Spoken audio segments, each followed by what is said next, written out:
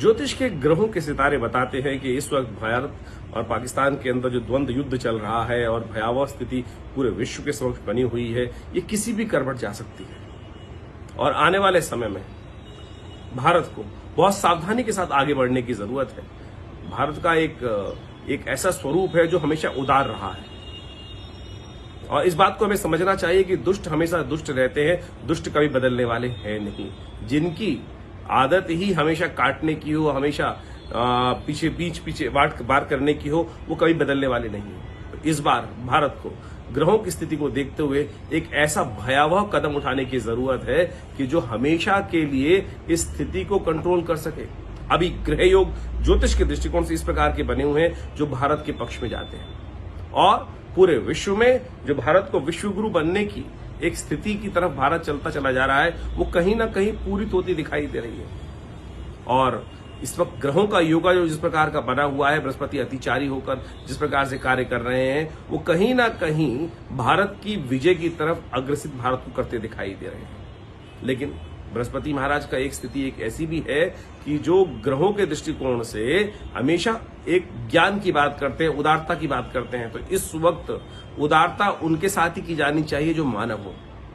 लेकिन ग्रहों की स्थिति कहीं ना कहीं इस वक्त बड़ी विकट बनी हुई है। मंगल इस वक्त यदि आप ग्रह गोचर के अनुसार से देखें तो अपने सबसे कमजोर स्थिति में चल रही है, और वो कहीं ना कहीं उपद्रव के योग बनाते हैं। और ऐसे में ज्योतिष के दृष्टिकोण से एक ऐसा योग बन रहा है कि पूरे पंजाब प्रांत तक, पेशावर से लेकर पंजाब प्रांत तक कहीं ना कहीं दुस्साहसपूर्ण कार्य करने का आज दुश्मन कार्य कर सकता है। ग्रह योग साफ साफ दिखाते हैं कि कहीं ना कहीं दुस्साहसपूर्ण कार्य का मतलब मंगल जब कमजोर होता है तो ऐसा व्यक्ति नीचता की तरफ कार्य करने के योग बनाता है। तो दुष्ट व्यक्ति जो है वो कहीं ना कहीं इस वक्त इस पूरे क्षेत्र को जलाने का काम कर सकता है। तो ये स्थिति कहीं ना कहीं दिखाती है, यदि हम पाकिस्तान की जन्मपत्री के अनुसार से देंगे, जिस वक्त पाकिस्तान का जन्म हुआ, तो उस दृष्टिकोण से उनकी तो ढैया अशुभ चल ही रही है, और वो कहीं ना कहीं अपना सम्मान खराब करना चाहते हैं। हर जगह हार का सामना उनको करना पड़ेगा। इस वक्त ग्रह स्थिति साफ साफ उनको दिखा रही है।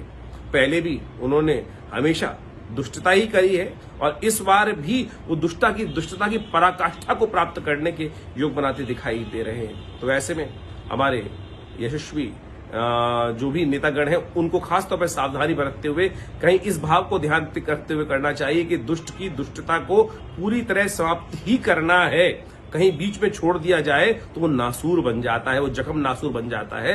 तो इस समय जिस प्रकार की स्थिति ग्रहों की बनी हुई है, पाकिस्तान विभाजन की तरफ जाता दिखाई दे रहा है। ग्रह दिखा रहे हैं कि साफ साफ तौर पर पाकिस्तान के 3 से 4 टुकड़े होने के योग बनते दिखाई दे रहे हैं। लेकिन क्योंकि मंगल की स्थिति करीब करीब जून के मध्यकाल तक और बृहस्पति की अतिचारी स्थिति है, वो चीजें बहुत तेजी से होंगी, और कहीं ना कहीं कोई दुस्साहसपूर्ण कार्य ऐसे में कुछ दुष्टों के द्वारा करते बनेंगे। आतंकवादी घटनाएं कुछ ज्यादा बढ़ती दिखाई देंगी, और कुछ ना कुछ दुष्टता का कार्य, मानवता को शर्मसार करने का कार्य पाकिस्तान की तरफ से होता दिखाई दे रहा है।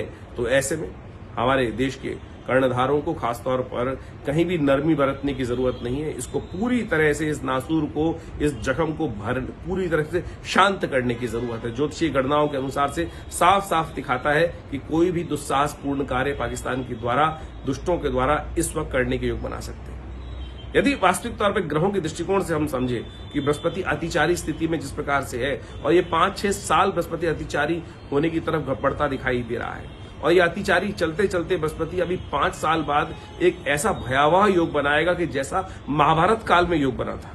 और यदि इससे पूर्व की जो युद्ध हुए हैं भारत के साथ, उसमें भी यदि देखें तो बृहस्पति की कहीं ना कहीं अतिचारी स्थिति रही है।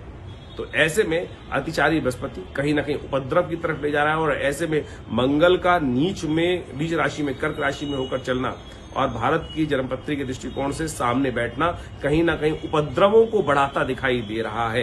तो ऐसे में इस आगे आने वाले समय में उपद्रव से शांत हो, इस समय दूरदृष्टि यही दिखाई देती है ज्योतिष के दृष्टिकोण से कि इस जख्म को नासूर बनने से पहले पूरी तरह से समाप्त कर दिया जाए। पूरी तरह से खंड खंड करने का जो कार्य भारत ने एक दायित्व लिया है, इस वक्त उसको पूरी तरह समाप्त करने की जरूरत है।